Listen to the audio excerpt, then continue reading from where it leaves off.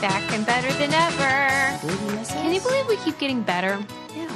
I mean, it's pretty impressive. How do you improve on perfection, really? Right, but yet we do. We're works in progress. Right? Episode 269. Nice. I have 24 messages. Jeezy, crazy lemon squeezy. That reminds me. Oh, just Jersey Mike's confirming our order. Oh, good. Get those subs over here, baby.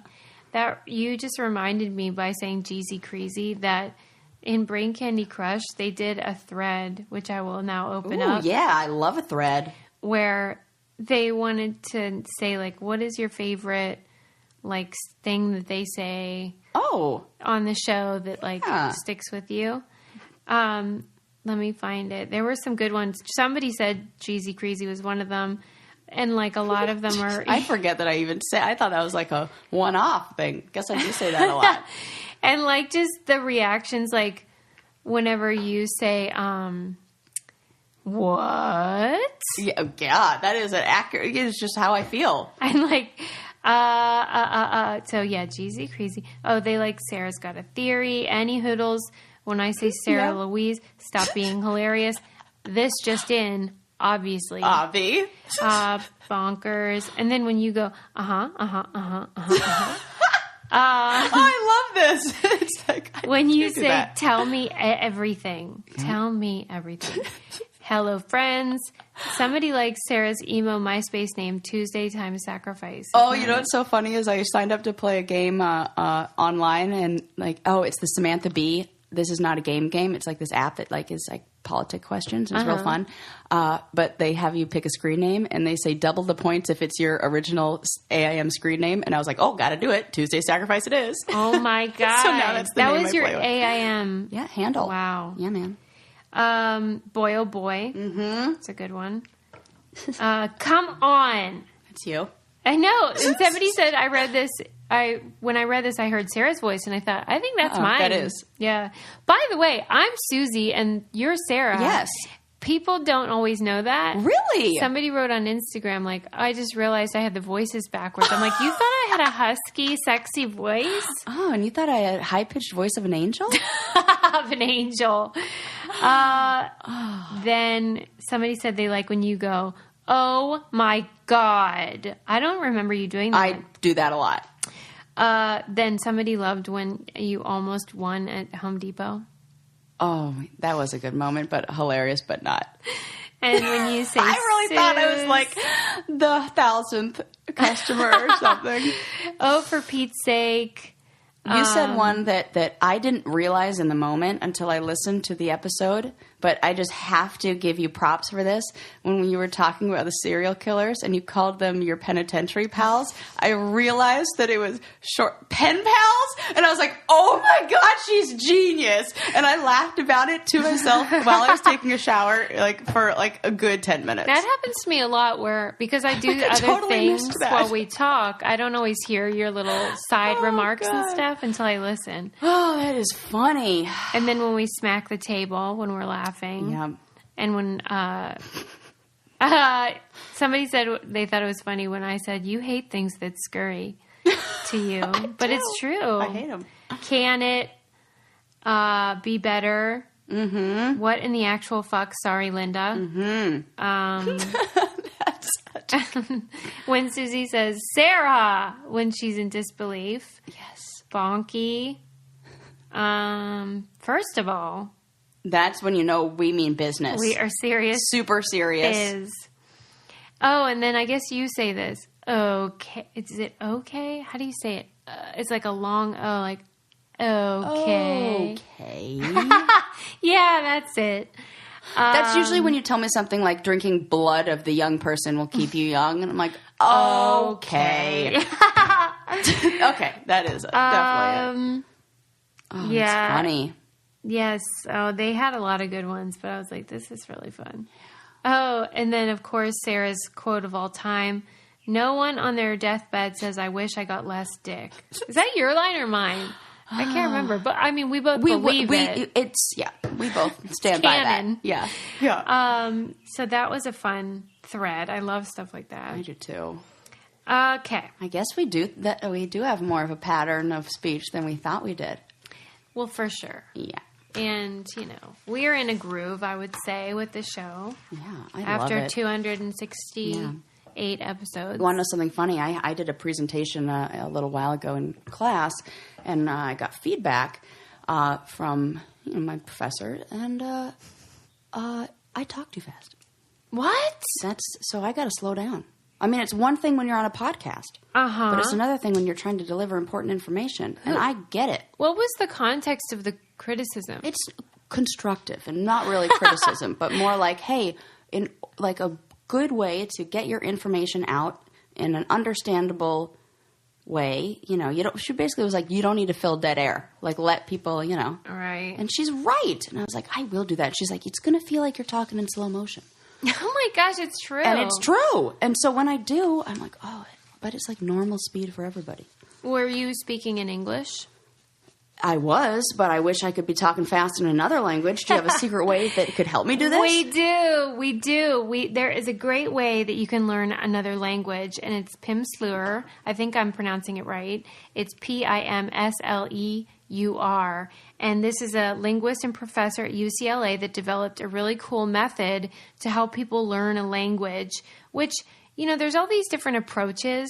But the best way to do it is to actually converse, train your ears to understand native speakers. When I was learning Portuguese, I remember they'd say, listen to music that's, in Portuguese, because that's like a good way, because you'll hear it, how it's spoken. And you learn hands-free. So in your downtime, it's a great, powerful way to learn a new skill. And as I told you last time, I want to learn to speak more Spanish and talk to Lincoln's nanny, Teresa. Lincoln's able to speak fluently with her, and so I don't know what the devil they're talking about. Yeah. They could be talking shit on me. I don't know. You better learn fast. 30 days. They say that 75% of the people that use this program learn the language on the go. So, like, you can do it in your car. That's great. Yeah, or whatever. And you reach an intermediate level in just 30 days. So I'm going to be working on that. I mean, that's pretty awesome. Intermediate in 30 days. Right? Come on. That's amazing. Where was this in high school for me? Right. I got a really bad grade in Spanish. Right.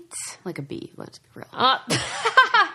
And that's why the FBI, Homeland Security, all these people and organizations use this method, Pimsleur. Okay, get it right now. Right. We need it. Don't take our word for it. Try the full course absolutely free for 7 days, risk-free. You don't have anything to lose by trying, but you have everything to gain. A new language, a new perspective, a better understanding of other cultures. Listeners of Brain Candy should go to pimspeaks.com/braincandy. That's PIM speaks.com/braincandy to get that 7-day trial. What a cool thing. I'm getting it right now. I love that. Yeah, I'm She's really on it. excited. I keep saying I'm going to learn Spanish. I got to freaking do it. Yeah.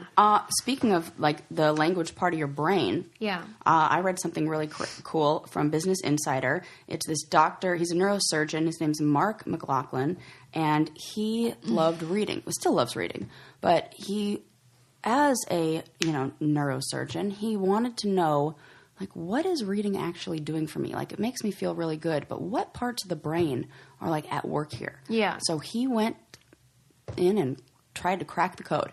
So what they did is they gave the participants a book to read for 9 nights. What book was it? Pompeii. And they had them read the book for 9 nights, and then they looked at them under, I don't think it was an MRI or something like that, but they had them recall the book or look at the areas of the brain that were activated after they had read for 9 nights in a row. And they found that there was an increase in connection in the left temporal cortex, which is where language is not just developed, but like where the language part of our brain kind of like grows and helps us communicate. And if you are able to activate this part, you become a better communicator. So by reading, you became a better communicator. And it was really like muscle memory. And the coolest part of the study that they found that even after there was like a cumulative effect. And even after they had stopped reading, these areas of the brain were still activated. So they were saying like and then it kind of like, then goes away if you stop reading. But if you were to keep reading every night and keep people who love reading, yes, keep it up, because that's what makes it. No joke, we can sit here and talk for hours and hours on a podcast because we both read like crazy. And right. Reading makes your brain better at communicating. It's like you can become a better human being. Totally. And you don't even have to read that many. And they also said that reading fiction helps empathy. Oh, yes. Everyone always tells me that because they want me to read more fiction. That's funny. I just saw the light bulb go off over your head right there. Right. I just saw that. Right. That was great. I'm hearing your message loud and clear. That's funny. That was always like their defense of it. Like it's not just sort of like an escape, that it actually improves your ability to be human. Mm-hmm. And now we know what they were trying to say. Absolutely. That's funny. That is really interesting. Yeah. So even after you stop reading, there's still evidence of this area of the brain being more active. So I wonder if you were simultaneously like learning a language and reading, right? You would be able to probably learn the language better because those connections in your brain are just stronger and like activated. And it's like a muscle. It's like working. Right. Yeah. I would love to know more about that because I wonder, like, do you think by communication... I'll put it in our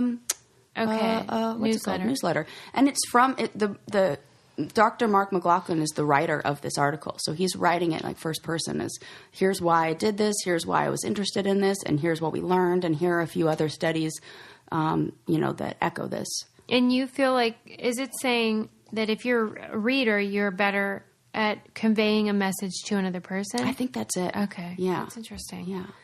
Well, we are good at that. Yeah, we are. We are good at that. Maybe that's why. Yeah. Yeah, I liked that. Different books have different effects too.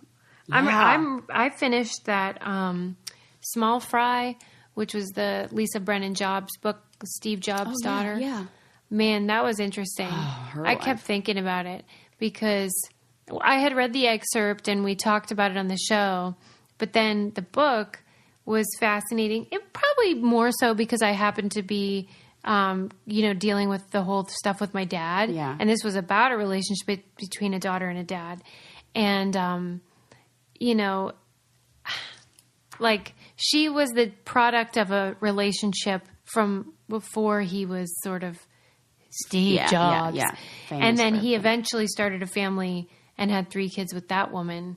And so even like in the Apple bio of Steve Jobs, it said he only had 3 kids. Yeah. She was rejected.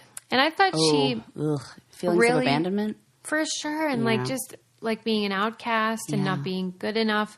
And she put it really well. She said she knew that she was the stain on his otherwise like beautiful life. And that he was the beauty in her otherwise unimportant life. And like her and her mom were very poor. Her mom was like a cleaning lady. And he like made them get a paternity test, which was stupid because like they were dating, whatever. But okay. And then it showed that he was the dad. And then he rushed to get the thing closed up. And so he was going to have to pay $200 a month in child support. Oh, my God. And then $200. You couldn't even afford an iPhone with that. The next day, he became worth $200 million. No! Like, he purposefully had that ruling go through. God. And then What do you think that is in him? I mean, clearly he's a genius. But from what she wrote about, clearly he also had... Could he stand to read a few fiction books? Oh, my God. I mean, Sarah, you should read it because I think that you would really relate to, like... Because she wanted to be near him. Like, he cast a bright light, but if you were in his shadow, it was cold. Yeah. And I think we all know people like that, where as long as there's sunshine shining on you, it's beautiful. But if they choose to remove that light from you, it's dark. It's dark. Yeah. And so he knew when to offer it and take it away it's to very like manipulate. Yes. And that's she a lived word with him you for a never while really too. Want to have. Right. No, like that's a bad word to. It reminded me also of like in the Gary Shandling documentary I referenced a few times. They talked about how Gary wanted to be a Buddhist and like he was chasing that. Well, so was Steve Jobs, but like I feel like people certain kinds of people, when they're chasing that, it's because they know they are nothing like the Buddhist message of like being in the moment and valuing the right things. And they want that so bad. They want it, man. Yeah. But then they are like vindictive or whatever it is. I think they feel guilt about that kind of stuff. He didn't seem to, from what she said. And I don't get that. And you hear about these men that like have families and then they're terrible dads or whatever. Yeah. And then they'll start a second family and they're great dads. We've even talked about them in class. You know what they call them? What the fuck is that? Do-over dads. What is that? I don't know. Why don't they feel an obligation to the first family? I don't know. It's really weird to me. I really don't. I bet there's people who have done studies on this or written about it, or at least like, you know, there's stuff out there. I wonder. I bet a lot of people listening have dads like that, where like the dad started a second family and... Well, even in, you know, my own family, like Landon's dad got married that's true. Again. And then it's a totally different situation. Totally different in every single way. Well, another thing that's totally different in every single way is Third Love bras. Mm-hmm. I mean, whatever. They came out with a bunch of new ones, like 100% cotton. Yes, ones. their new gorgeous. cotton collection is so nice, so comfortable. They're already comfortable, all of them. Yeah. And supposedly the cotton ones are like even more so. Third Love is the bra that we rave about because they have so many sizes. They have the right shape and fit for you. And they, as we've said, are so comfortable, but they're super high quality, and they have a fit guarantee. The returns and exchanges are free, super easy, and they know that there's a perfect bra for everyone. And right now they're offering our listeners 15% off your first order. Go to thirdlove.com/brain now to find your perfect fitting bra and get 15% off your first purchase. That's thirdlove.com/brain for 15% off today. I used to say I was banning the bra, but it's probably just because I was wearing ones that made me want to die. And have you gone back to regular bras after that? Never. I wore one once, and I'm like, I can feel it all day long, and now it's all I'm thinking about, and I hate it. I don't want to think about it when I'm wearing it. Yeah, that's my policy. Did you get... Oh, I can't... I was going to talk about this, but it's not going to be till after Halloween. But I did want to know if... You're dressing up your dogs. I know that this is going to air after. I'm not. You're because you're anti. Well, Sigmund hates it, and Bo loves it. Oh, so maybe I might just dress up Bo. How do you know she loves it? Because she looks like she smiles for the pictures and everything. She's very proud. I have a picture of them from Christmas where like she's dressed up. I think is like something there, but she liked it. He does not. I'm thinking about getting a dog. This is the happiest day ever! Oh my god, let's get you a dog. Let's get Susie a rescue dog. This is amazing. Oh my god, you would be great with like a little golden doodle. I'm freaking out. Let's go puppy shopping, but not a puppy, like a rescue, like an old lady maybe. For sure, like older no dog. puppies You want allowed. A bow. We need a bow. Oh my god, I think it would be good for my soul. Suze, you don't even know yet how good it is. Are you gonna cry? Maybe. When you like. What about the poop though? I don't love that part. Yeah, but you know what? Your kid's almost at an age where this is a great thing for responsibility for him. He gets a chore. He goes around and cleans it up. Oh my god, that would be hilarious. I almost called him Landon. Adam is like in the yard and he's like cleaning up the poop. You know he's going to do that. Same with Landon. He does all that too. All right. Fine. Okay. Yeah, it's like, oh my god. I like the sound of this. I can see you with the little scruffy, like little fuzzy one. I love those doodles. Yeah, I know. Like you said. Because they don't shed like a normal and they're dog. Hypoallergenic. But who's got like a rescue doodle? You never know. Yeah. You know what happens? Like, okay. Bo was somebody who passed away. Yeah. And their family lived in an apartment and couldn't take her. Okay. And this happens, I see... things all the time up of like, we're so sad. We just got moved to another state and we can't take the dog or whatever it is. But what if it's like, you know how they say don't cut your hair when you're going through a breakup? Like what if like my dad died and now I'm like, I need a dog. I don't know. This is different. This is more like recognizing that, connection and having a lot of love in your heart is good. Okay. And maybe you that's need more it. of that. Yeah. I think maybe that's it. Yeah. All right. I love this. About it. Oh my God, I knew you would love it. But yeah, like I don't want to regret it because you won't. The dog will be sad when I'm like, bye. And it's not the same. The only other dog you've had is that bulldog, right? Yeah. Oh, it's not the same. It's like, and that dog was older, right? And no, I wish. He was just terrible. Okay, terrible. Yeah. Remember, like, we got a military dog trainer and the guy quit? He was like, I've never... Okay, you just had a bad dog. Yeah, like I have a bad kid. It's the same thing. You don't have a bad Well, it's the same thing where they're, like, unruly and, like, I must attract these things on accident. You will get a lovely dog. You need a bow, and you will know, and I will find you a bow. Okay, yeah. You can tell me where to look. This is so great. Did you... Did you hear about the guy that is like a hero because he eats pizza every day for dinner for 37 years? God bless him. Does he? Okay. Mm-hmm. Here's what we have to ask him. Yeah. Well, who has the best pizza? Right? Why didn't the article have that? They didn't? Mm-mm. Okay.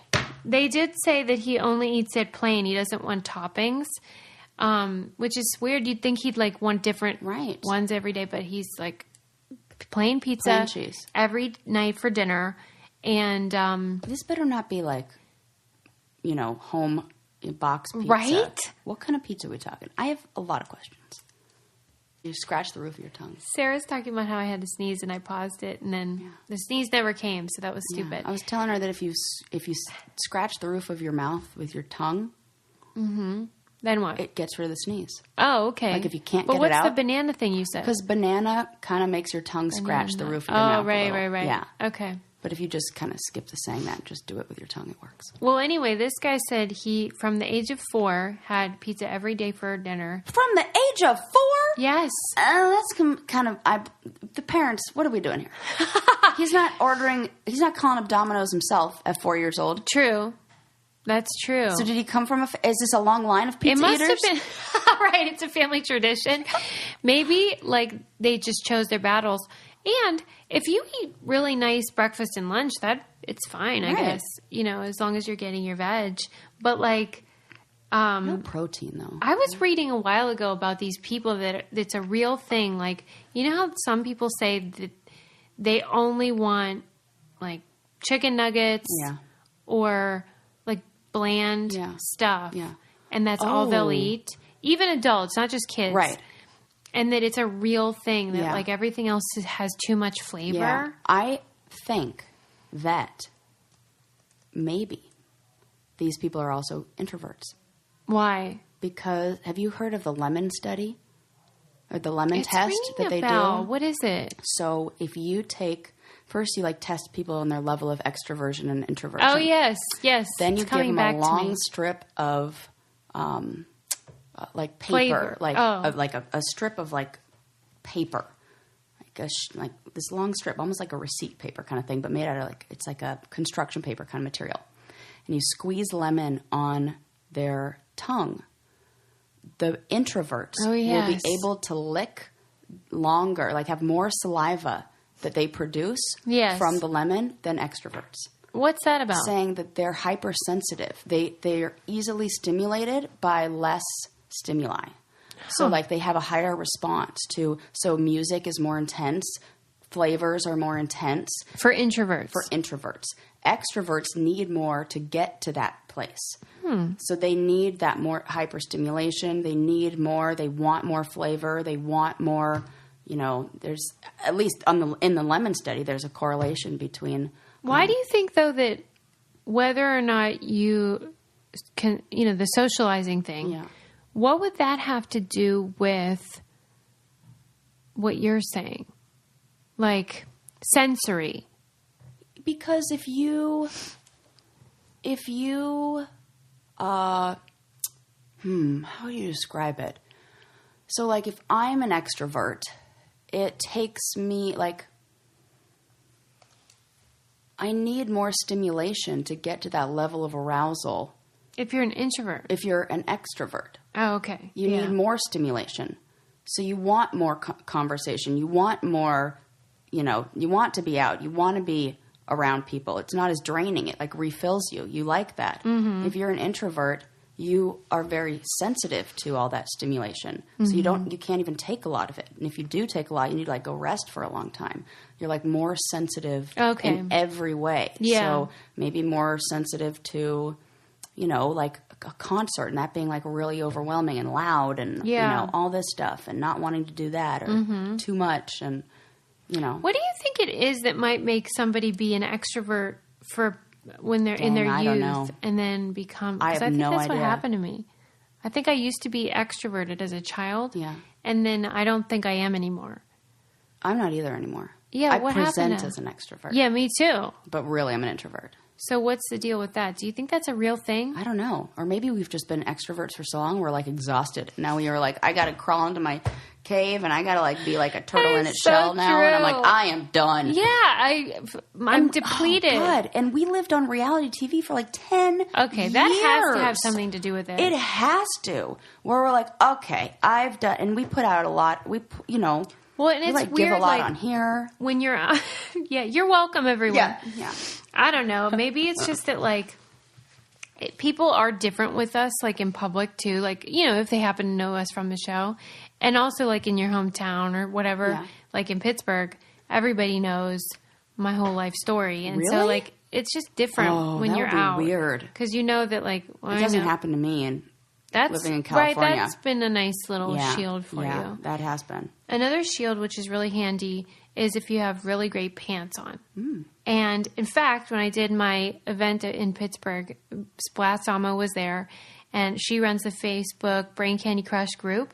And she was like, I wanted to see if you were wearing Beta brand pants. And I didn't happen to be wearing them that night, but I did have a pair with me in Pittsburgh because they are the best pants, whether you're wearing them to work or just out on the town or whatever. They're called dress pant yoga pants. And they feel so comfortable, but they look chic, like you're dressed up and they're perfect for work or going out. But you feel like you're wearing comfy, like jammy pants. And so that's why I started wearing them, because I want to look nice, but I don't want to feel like I'm in a straitjacket. Yeah, and you looked nice. Thank you. You're welcome. So you guys visit betabrand.com and use our code BRAINCANDY because you can get 20% off of a pair. Millions of women agree that these are the most comfortable pants you'll ever wear to work. That's betabrand.com, betabrand.com, and use code BRAINCANDY to get 20% off your dress pant yoga pants. So nice. Okay. Get more of those. I have so many pairs now. Yes, you do. Yeah. I was thinking about that because you're like in the clinic all the time. Yeah. I was like, she needs some more. I do. Wardrobe. Yeah. Because I'm like cycling through the same 6 outfits, and then it's like I have to remember which days because sometimes I'm like wear the same thing every Tuesday, and I'm like my client's going to think that I only have this outfit. Well, that's why it ticks me off, these stupid Zuckerberg types that are like, I believe that having to make another decision is like, the science says the brain can't take too many decisions in one day. And so you you become really bad at making decisions if you've made too many. Huh. And that's why Barack Obama did this too, like where other people would choose what he wore because he said he wanted to eliminate decisions. Wow. Yeah. I did not know this. Mm-hmm. I'm going to eliminate some decisions. Yeah, and so people become like uniform dressers because then it's like, this is what I wear. And I get it, but I feel like men have it they do. A way easier. Yeah. I remember seeing Jamie Lee Curtis on Oprah one time when she had hit a certain milestone age. I don't know if it was 50 or what. And she said she eliminated everything in her closet except black and white. Yeah, I love that. And she decided that was going to be her thing. She was only going to wear black and white clothing, maybe gray too. Mm-hmm. And I thought, that's a kind of cool idea. I'm kind of into that, and I've been like kind of doing the same thing for a while. Like, I like it. But it's weird because you know how like when people ask you about your tattoos and you say, I wanted to look as colorful on the outside as I do on the inside. Mm-hmm. So then like you think, well, should I get rid of colors? That was kind of extroverted, Sarah, who would say that. What would you say? Like when people ask you now, what do you say? I mean, it's still true, but and that's why I got them. Shut them up. Yeah, maybe. But now they'd be more personal and more for me. Tattoos. Would you still get the tattoos if you had to do it over? Yeah, and I want more. Oh, what are you gonna get? I want to get my like in between my my chest. Like what are you waiting for? Done. You've been talking about that. I know. I should just go do it. What's the holdup? I gotta like find the I'm book solid. Like no joke. No, look at my roots. I haven't even had time I haven't had a pedicure since June. June, people. I love that. That's like a long time for you. Are you like a regular pedicure getter? I mean, I feel like you gotta like paint your tonenails every once in a while. I thought you meant like a professional one. No, I mean like anything. Oh, okay. Like, it's already grown out. The nail polish is, like, grown out, and I've cut them again. Like, you know. Or you have, like, ombre. Yeah. For real. June, July, August, September. We're talking 5 months of, like, no foot care. Okay. That's crazy. I'm a Pisces, and I'm on WikiFeet. I don't even know. What does the Pisces have to do with it? Oh, I should tell you. That's, like, if you look at, like, it's so weird. But, like, they have, like, zones of the body that, like, you know, if you are this, then this is, like, your zone. I don't know, like, either it's, like, erogenous zone, or I don't know what it is, or, like, that's where your energy comes from. And for Pisces, it's their feet. And Pisces usually love foot massages. They usually take really good care of their feet. And, yeah.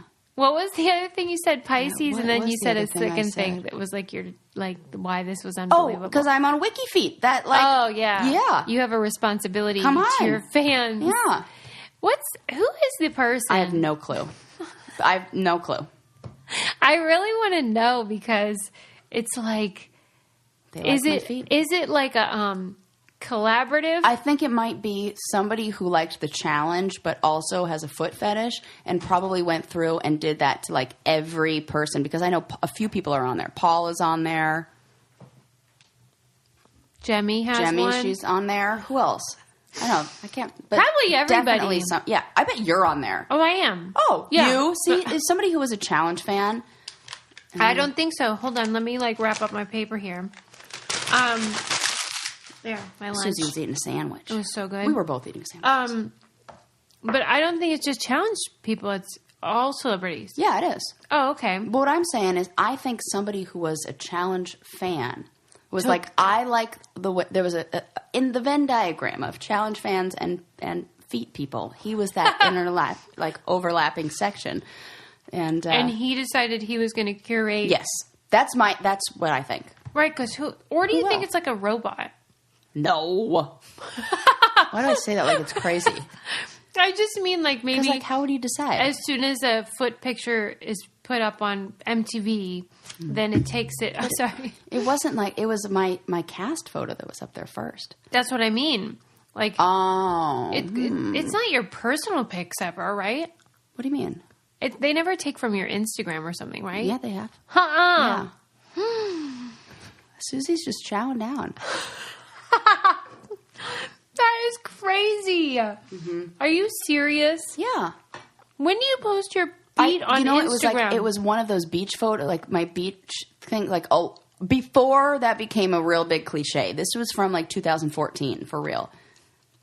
Where you just posted your feet at the beach. Like, or at a pool or something like that. Like, one of those. I had no idea. Yeah. That I was that kind?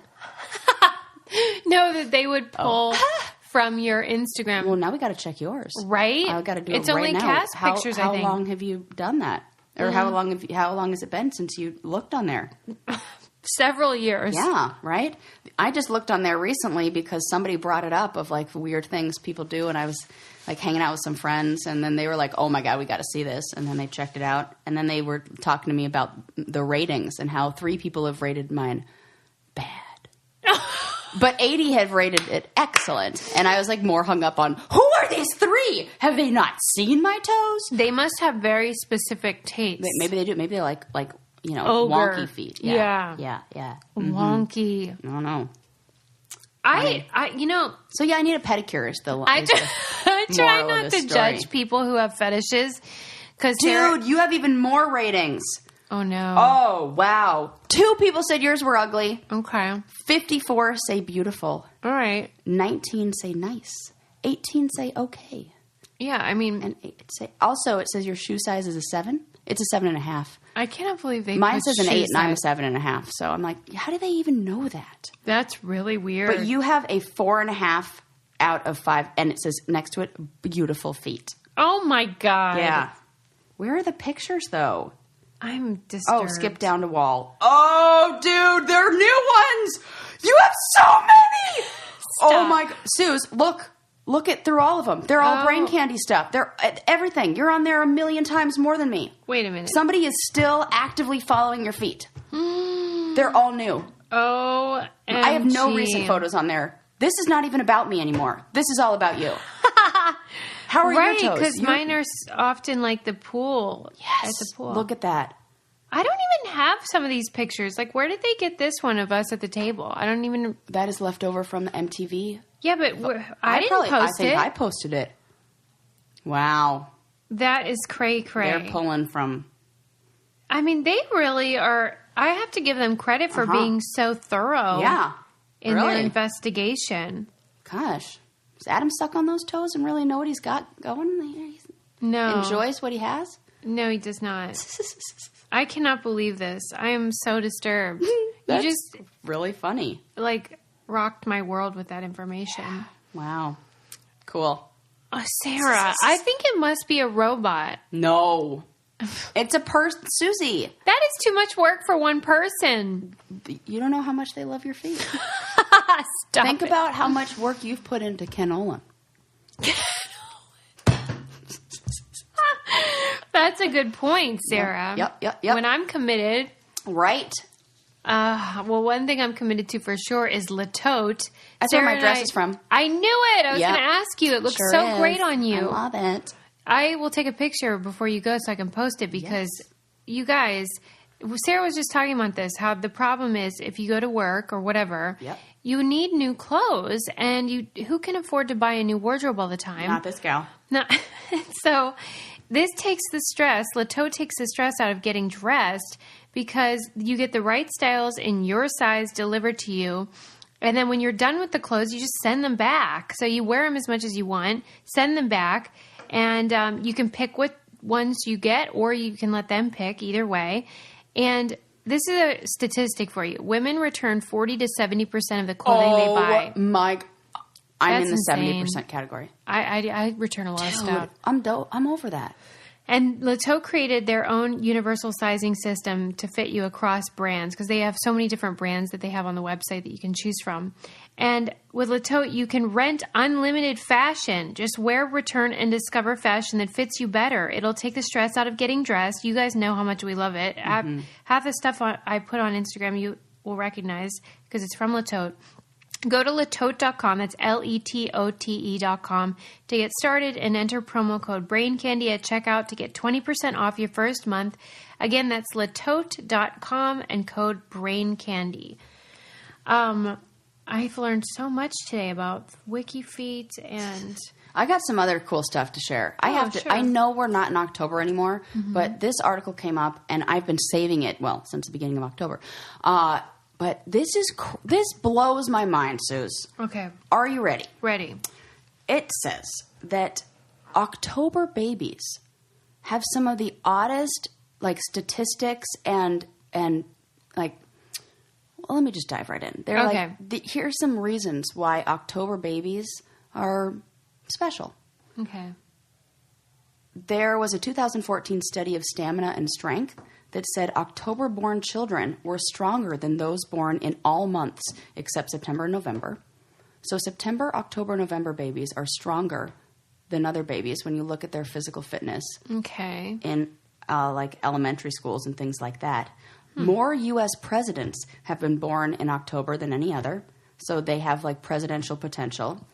They're less likely to be born on the last day of the month than any other month. It's weird. October 31st, they're thinking that sometime maybe women's intention of not wanting a baby born on Halloween makes it so that less babies are actually born on Halloween. That is a day of that less babies are born on. Wait a minute. Oh, I thought you were saying the opposite. No, they have fewer births on the last day of the month than any other month. Yes. Oh. Yep. And they aren't nearly as likely to be born on Halloween as a February baby is to be born on Valentine's Day. Right. Which is, more babies in February are born on February 14th because the mom's yes, it's Valentine's. It's cute, right? Yeah. They're more likely to live to see their 100th birthday. According to a 2011 study out of the University of Chicago, people born in October have a significantly higher likelihood of survival to the age of 100 compared to individuals born in April. Or other spring months. Did they say what their theory is? This is the crazy part. There's more. Fewer cardiovascular disease risks, better mental health. October birthdays have the lowest risk of suicide of any month. What the heck? What is going on? What and then it's just say? That's it. No, I hate when they do that. Right. It was just these facts, and then it was links to all these studies.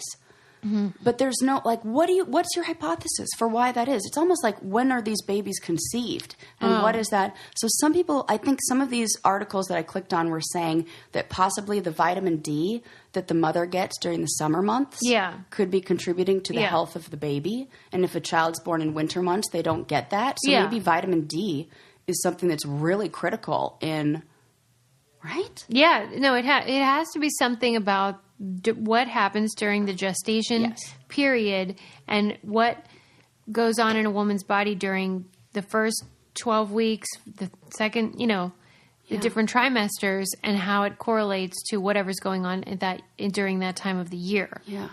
But the vitamin D is a good theory. Wonder what else, though? What else could it be? Who knows? Maybe, how long has the study gone on? Maybe they're looking at, like, the food that's, like, I don't know, fruits and vegetables and things that are available in summer months versus winter. Right. Maybe have more, like, folic acid or something like that. Who knows? That is so weird. It is, though. It made me, like, I'm like, I got to share this because this is blowing my mind. And if it were, though, the vitamin D, you would think that would... Oh, people who lived in sunnier areas would have healthier babies. Right. But maybe that's true, too, and we just don't know it. Maybe. But... That is freaky. Well, you did this to me with the blood thing, and I still don't understand why. Me neither. So this is another one. Yeah, but this is more like everybody has to be born. And, right. And, like, pregnancy is always going to be fascinating. And then I've read other things like these month babies are more likely to do that. You would not think there would be things like that. And it says, like, September babies are more likely to succeed. Yeah. Well, I wonder who the duds are.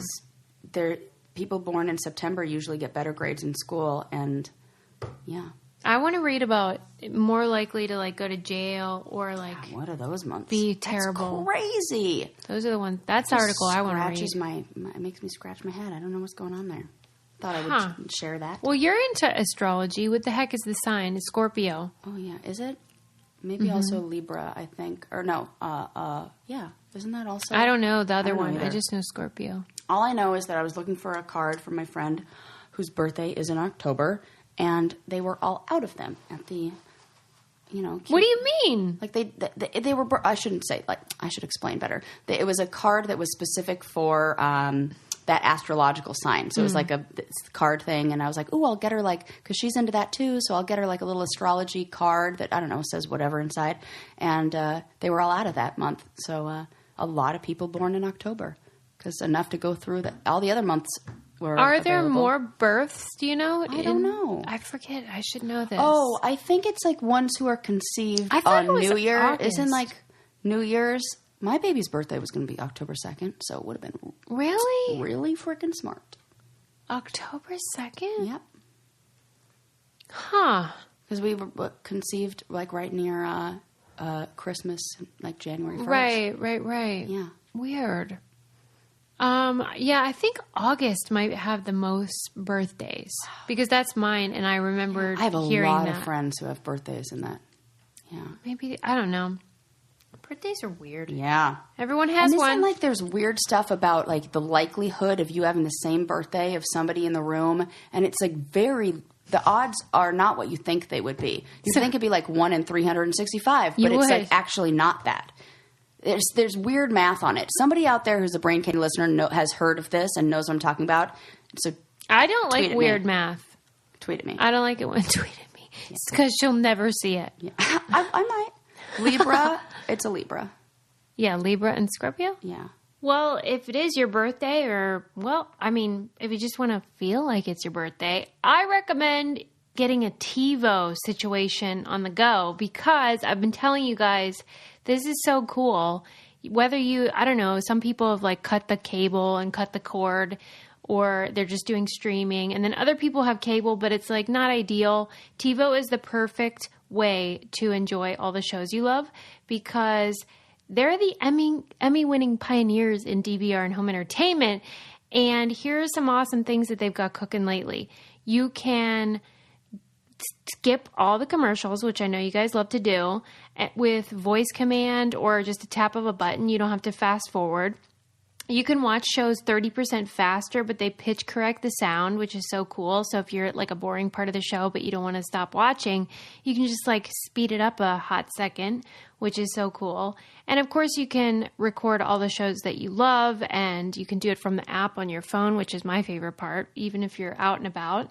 And TiVo has put together a deal just for you guys, 20% off any TiVo Bolt OTA or TiVo Bolt Vox. Just head to TiVo.com/BrainCandy20 and remember promo code BrainCandy20.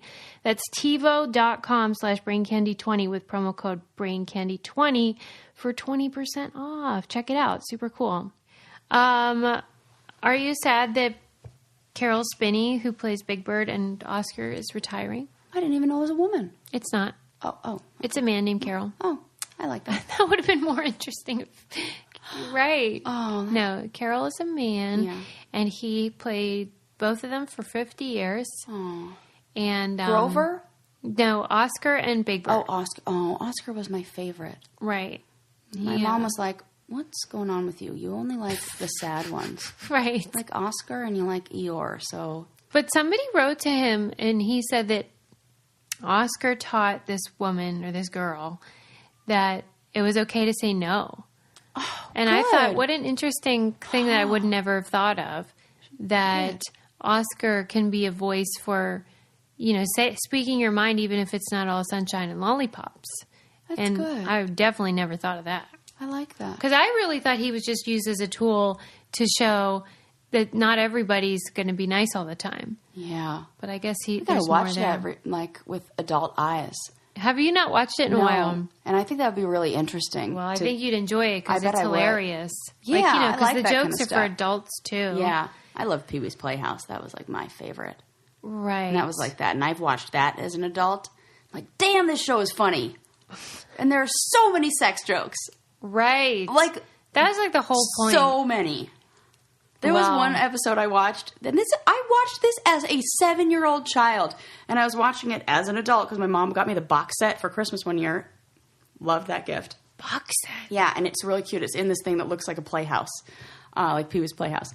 And then you open little doors, and then do you still have it? Yeah, that's absolutely. Really cool. And in this one episode, he drops a mirror on the ground, and it's right next to Miss Yvonne's skirt, and he like adjusts it, and he goes, and I'm like, oh my God, he just looked up her skirt with a mirror. He was an upskirter. He totally was. My God, Isn't I don't that approve, crazy? Paul Rubens. Right. We should have known he was going to jerk off in a movie theater. Yeah. Would you think that if that would happen today, that like... Oh, would never fly. No chance in a million years. Wait, the skirt thing or the jerk off in the theater? Oh, well, both. Yeah, that's for sure. Yeah. Never fly. Yeah, a lot of the jokes on Pee-wee's wouldn't be allowed now. No way, no how. What about the Big Adventure one? Everyone loves Pee-wee's that Big one. Adventure? I mean, what's so great about it? Oh, it's good. You think just it's real funny? Cute. Yeah. But why is it so popular? It's kind of dark. Oh, okay. Maybe I would like it. Yeah, it is. For me, it does seem like that's not for kids. That's clearly an adult movie. Yeah. Okay. And then Pee-wee on Broadway, that was definitely for adults too. Well, anyway, let's change the subject. Yeah. I was just going to talk about, well, it's kind of like I wanted to mention with regards to the Big Bird Carol Spinney thing, that he was saying how, like, he loved playing Big Bird and Oscar, but he did say that how lonely it was inside the bird costume because he was so separated from, like, the whole, like, the other people. Yeah. And I can imagine. Oh, and it must be weird to have people making eye contact with the suit or whatever it is. Right. Instead of you. You kind of miss out on like the personalization, like that, that human connection part. Yeah. But you're the one creating that moment. Yeah. Oh. And never even thought about it like that. I know. It's a really weird thing. I wonder if there are some people who kind of like that. Maybe you are a little more... Well, I think you have to be real quirky to go into puppetry to begin with. Probably. And so there's probably a lot of eccentric folks that do it. Remember when the whole Elmo thing went crazy? Yeah. That was weird, man. It was. What? Remind me of that whole story. Like, didn't something happen with, like, him? Yeah. Yeah. There was that documentary that came out about Elmo, which was so great. And so, obviously, he was a big part of that because... his story was so interesting that he, as a young person, really knew he wanted to do puppetry, and then sort of, had blinders on. That's what he was going to do. It was like a calling. But then shortly after that documentary came out, it became controversial because he had, I don't know if you'd say, put the moves on a young man. Oh God. Okay. A younger man. Yeah. I guess it was an underage. Yeah. Maybe. Or maybe just a teen. I don't know exactly. Yeah. But it was like, whoa. It wasn't good. It's like the Pee-wee's Playhouse thing, but worse. Right. Because there's actually a person. And it's sad. Yeah. But I do think you kind of have to be a little bit odd to go into that field. And sometimes that can mean some Carol's immature. a tough name for a little. It's like he's fine though. I know, but I'm just saying. Oh, you think that might have been boy named Sue kind of thing going on there? My God, I don't know, Carol. Right. I don't know what that was. I don't know either. Okay. I just love the show Broad City. There's her next door neighbor is named Stacy, and she has a crush on him, but she only refers to him as Mail Stacy. And he like forgot his mail or something, like groceries or something in the hall, and she was like, Mail Stacy, Mail Stacy, Mail Stacy. Wait, so the Stacy is a boy's name in that show? Yes. Interesting. And so he's like a next door neighbor named Stacy, but she only refers to him as Mail Stacy. And they'll be like, "Are you going out with Mail Stacy tonight?" She's like, "Oh, Mail Stacy's so hot." That's funny. Yeah. And then they end up dating, and he ends up wanting her to peg him, and she's like, "I'm out." No, that was the deal breaker? Yeah. No, she did it. She was like, put it on and like was ready to go or whatever. And then something hilarious happens. I can't remember what. And she was done. Yeah, it was real funny. Like, I think he had like a favorite toy that was like real fancy. And then she, like stays over for breakfast and she puts it in the dishwasher to clean, and it ends up like melting it. No. And then she buys him a replacement, but it was like the same color but not the same kind. And he's like, you can't just replace it with anything. That is a custom made. Can you clean dildos in the wash? I didn't. No, I didn't. You're I don't right? know. You're right over there. Yeah, I'm like I don't know. I don't have the handbook on how to care for. No, I never would have thought things. That would have. Me neither. I know you can put a sponge in the dishwasher to clean it, but I don't know about sex toys. Seems like maybe. It just seems like it's hand wash only. Yeah. Same. Right. And like maybe be careful of the soap you're using. Right. Yeah, I'm just saying. And that is the bigger point. Yeah, it's the takeaway. Okay. I'm glad we just covered that. Mental health all around. Yeah, just be careful about that. Yeah. Stay safe out there. Stay safe out there. The last thing I wanted to say is I have a pet peeve, which I've told you about, which is when people use the word impact as a verb. But like the word has evolved enough. Tell me you say it in a sentence how they would. I think it should be such and such had an impact. It is. But it's evolved, so people always say like it's impacting me. It's impacted me in the following way, or that's impactful. And impactful sounds like a weird one. Yeah, but like that's what everyone does now, and so much so that the word has evolved, and now that's an allowed usage. Mm-hmm. But it's a pet peeve of mine, which is like how you're getting old. Mm-hmm. But apparently the word invite was the same way, where it used to just be a noun. Yeah. Like, I got an invite. Oh, yeah. And then and now it's, I invited. Yeah, I invited so-and-so to the thing. And so that evolved meaning has become just normal the way it is. And somebody at Merriam-Webster on their Twitter put in Merriam-Webster's Twitter person is hilarious. They're really smart. They were talking about how the word creative has now moved from just being an adjective to a noun. It is, a creative. Yeah. Yeah. And like I'm a creative director or like work for the creative team. But that's an adjective. But I'm like the director of the creative team. Like that's fine because that's still an adjective. But they still call it like the way it's said is like she's a creative. Like it's like that. That's right. Yeah. And I hate it. Yeah. I don't mind it.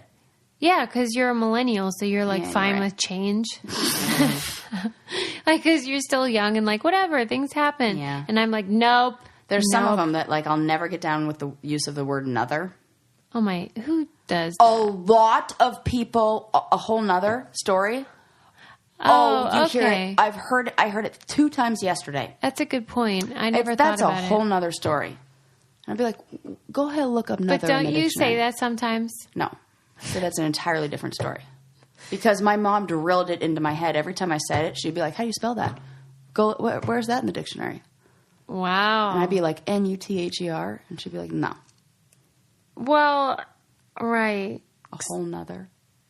What should they say? A whole other. Just other, right? A whole other story. That's an entirely different story. That's any other combination. Yeah, but don't you think there's a difference between the way people talk yes. versus, like, if you're going to put it in print? Correct. And people use all the things I said in print in that way. No one's really writing "nother." You're correct. Right. So it doesn't really bother me too much. The other one I don't like is when, if I was. It should be if I were. Well, sometimes. Sometimes, depending on, whatever it is. But I feel like if I, Yeah. Like, there's even a song that was like, if I was a flower going wild and free. And I was like, it kind of should be like if I were a flower going wild and free. Unless they are referring to a time period in the past in which they would have been a flower, not presently, which they were. Yeah. Okay. Yeah. Fair. We don't know. It is. It's, looking back. Right. Okay. I'll allow it. All right. Anybody else have any complaints? You know what I did want to ask you? What? So I was thinking of that game, like the Newlyweds game, and this is a while back when somebody was like, oh my God, you guys should play the Best Friends game from Jimmy Fallon or whatever. Yeah. And then one of the questions that I saw being asked was, what is their biggest pet peeve? Like, and I was like, oh my God, is it not having salt on the table or is it whistling? And I was like, what is, and then there were a few other ones I was thinking of. Really and I was hard. like, damn, I don't know what Susie's pet peeve is. I know the list, but I don't know the top, the one at the top. What would you say your biggest pet peeve is? That is a really hard one because everything annoys me. Yeah. I mean, truly. See, I'm like, yes, I know. I'm going to have to think about that. Yeah, that needs to be like a to be continued. Do you What's yours? think you know what mine is? What's my biggest pet peeve? Okay, let me think about this. I have to think about what mine is right now, too, what I would say, because I feel like I had an answer. Oh, you've actually said this. I think I have said something. On the show where you hate it when people... What is it? Yeah, what do I hate? I can't even remember. I thought it was something akin to the whistling. I think it is. What could it be, though? I bet you our audience knows. Yeah. They'll be like, oh, yeah, Sarah's is the one thing, blah, blah, blah. I mean, my oh, gosh. It depends. It's like seasonal, too.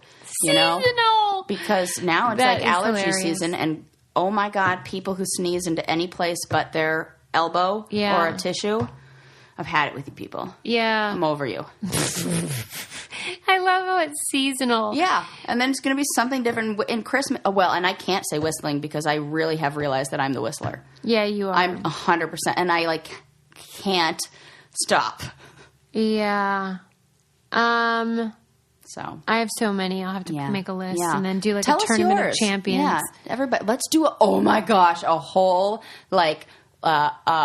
what do they call it? March Madness brackets for our biggest pet peeves. And we list them. Okay, this is the time, folks. Yeah. Submit your pet peeves to the Brain Candy Twitter. We will make a whole 16-team bracket pet peeve thing, and we will narrow it down. I'm going to make Sarah do this. I will she's coming up with I'm this. so excited about this. I will gather all. I need something to do over the Thanksgiving holiday. There you go. This is the plan. All right, people, submit your pet peeves. And we'll have answers. See you next time.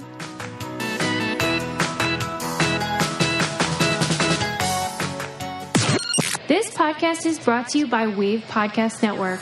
Check out all of our shows, including the Brain Candy Podcast, I Don't Get It, Babes and Babies, Coffee Convos, and Let's Talk About It.